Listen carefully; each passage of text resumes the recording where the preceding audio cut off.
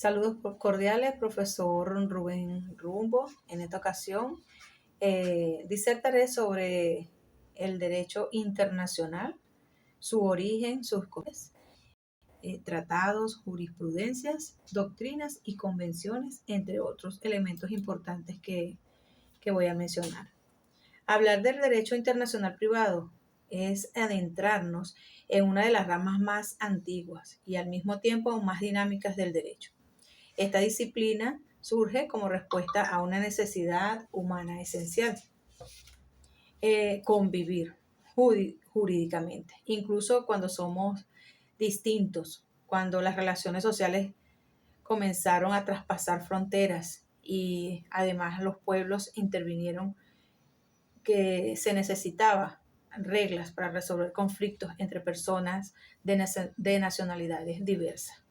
Es allí entonces donde cabe mencionar el origen del derecho internacional, que viene pues de lo que fue las fuentes o el conjunto que ha moldeado su estructura moderna. Ese origen que viene de la rama jurídica, que no es único ni lineal, al contrario, se constituye de esas varias fuentes. Entonces, de esas fuentes nos encontramos, las que mencioné anteriormente, de la costumbre. Esa es una de las primeras formas del derecho internacional privado, surgiendo de esas costumbres mercantiles especiales que tenía o se manejaba en lo que se dominaba o predominaba en la Edad Media. Los comerciantes, como ejemplo, eran los que viajaban de los puertos y reinos que necesitaban reglas comunes para resolver disputas y determinar qué ley debía aplicarse. Así nacieron prácticas como la lex mercatoria, un antecedente directo de las normas que hoy aplicamos. Otra de estas fuentes son los tratados. Los tratados, con la consideración de los estados modernos, los países comenzaron a firmar tratados bilaterales y multilaterales para regular cuestiones como nacionalidad, extradición o reconocimiento de sentencias extranjeras. Estos tratados se convirtieron en pilares del derecho internacional privado contemporáneo, creando un marco de cooperación entre estados.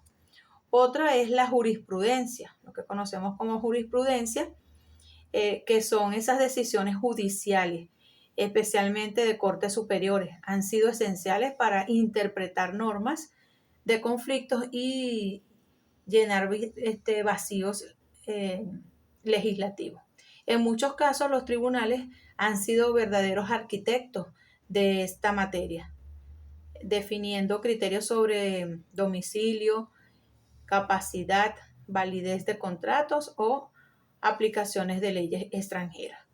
La doctrina, por ejemplo, cumple un rol imprescindible, ya que autores como Savigny, Mancini, Kaller, Gondaschmidt o Fernández Arroyo han dado forma conceptual, técnica y metodológica a las normas de conflicto, convirtiéndose en esas teorías como una herramienta de comprender las relaciones jurídicas internacionales. Otra son las convenciones internacionales, pues estas convenciones especialmente eran emanadas de las conferencias de La Haya. Representan un avance monumental, uniforman criterios y ofrecen soluciones comunes a problemas como la adopción internacional, restitución de menores o notificaciones transfronterizas. Son el puente entre las legislaciones nacionales y la globalización jurídica. Hablando de otro punto, es la norma de conflicto. Esta norma de conflicto es la herramienta central del derecho internacional privado. No regula conductas directamente, sino que indica que la ley debe aplicarse cuando intervienen elementos extranjeros. Un concepto de este conflicto pudiera ser el ordenamiento jurídico competente para regular la situación internacional privada. ¿Qué características tiene este aspecto? Que es indirecto, es neutral, es bilateral, general y abstracta. Una clasificación de la misma pudieran ser las normas de conflictos que se clasifican según su función, su estructura y también su materia. En resumida cuentas, estas normas de conflicto principalmente es normas de materiales especiales, de personas, bienes, contratos, familias, sucesiones, entre otras.